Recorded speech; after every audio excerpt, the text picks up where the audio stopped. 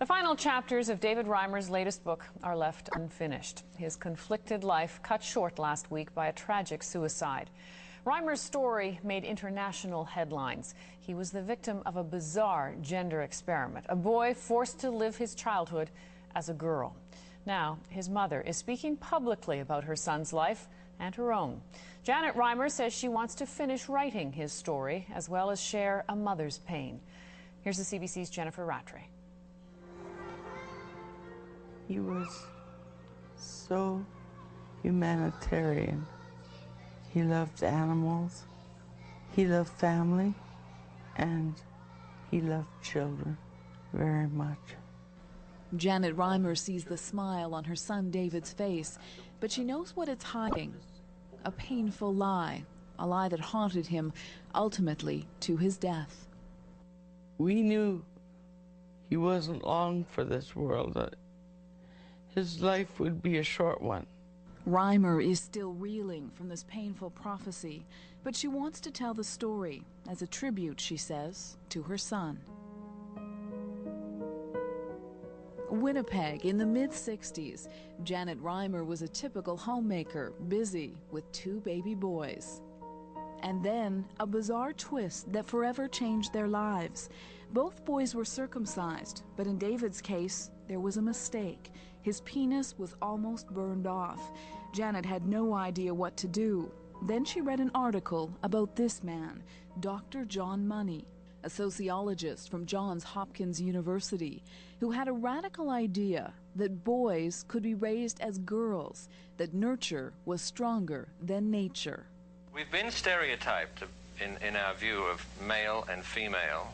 And I thought maybe this was a possibility for David to have a gender identity that was definite. And so I wrote to him and he responded very quickly. He was very, very interested. The family went to Baltimore. David had minor surgery to repair the damage, began taking sex hormones, and became a girl, Brenda.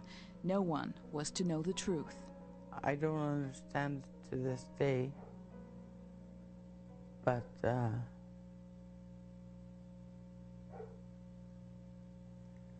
we also were afraid of the world, and we hid as a family. Not so John Money. He made world headlines with the case. It makes it very exciting, don't you think, to live in an age of discovery of human personality this way. Except Money was wrong, and Janet realized it early on. I lied to myself. I pretended it was going to work. But when he was 2 years old and I put him in a dress, he tried to rip it off. Then I thought, oh my God, he doesn't want to be a girl. David or Brenda knew he was different. He felt like a boy, looked like a boy, yet was dressed like a girl. And as David later told the CBC, he was teased without mercy. Well, it was many used. It was caveman, it was freak, it was, stuff like that. Desperate, Janet looked to Dr. Money for guidance. And I asked, what happened to those people that the experiment had been done on? And he said most of them committed suicide. And I said, I will not allow my son to commit suicide. I will protect him. When David was 14, he was supposed to undergo a complete sex change operation. Instead, he learned the truth.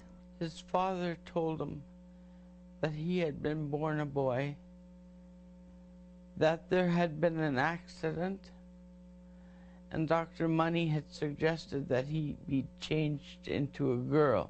The lie was exposed. Well, I was joyful because he was more content. And that's all I wanted for him, for both my boys, just to find contentment and joy in life. For a while, they did. David got a job, got married, adopted his wife's children, and in the late 90s made the decision to go public with his story. When I was in that situation, I thought I was all alone. I had nobody. These people have one thing that I never had, and that's the confidence that they're not alone. That was his mission in life, to enlighten the world, for doctors to keep away the knife, at least until the child is old enough to make their own decision as to whether they want surgery or not. His story became a book, and David became famous. He didn't want any more children to suffer the way he had. And he got a lot of response. And many women wrote in to say that their children had been spared because of his story. But the family could never escape the past. 2 years ago, David's twin brother, Brian, committed suicide. He was very, very close to his brother. And when his brother died,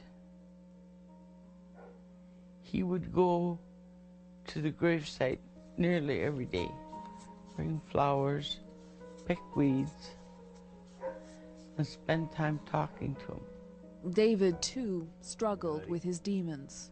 Shame, embarrassment, to be forced to wear a get-up as a girl, and being ashamed and wanting to fall in an ear's crack and die. Then, last Christmas, David had a dream, and Janet feared the worst. He had a dream that the skies opened up, and there waiting for him was his brother Brian and his grandma and grandpas, and many people that he described that he hadn't seen since he was 8 years old, that were there waiting for him. I knew then that he wouldn't be here long. She was right. Last week, David Reimer killed himself. I knew why the police were coming to the door, and I started screaming, "No, no, no." My husband came. They told us to sit down. They said they had some bad news. And I knew David was dead. Today, Janet Reimer is left with pain and loneliness, but she also has a mission to finish writing a new book that David had begun. My son gave of himself all he had, right to the end. For The National, I'm Jennifer Rattray in Winnipeg. And a footnote about this story. We contacted Dr. John Money's office in Botched.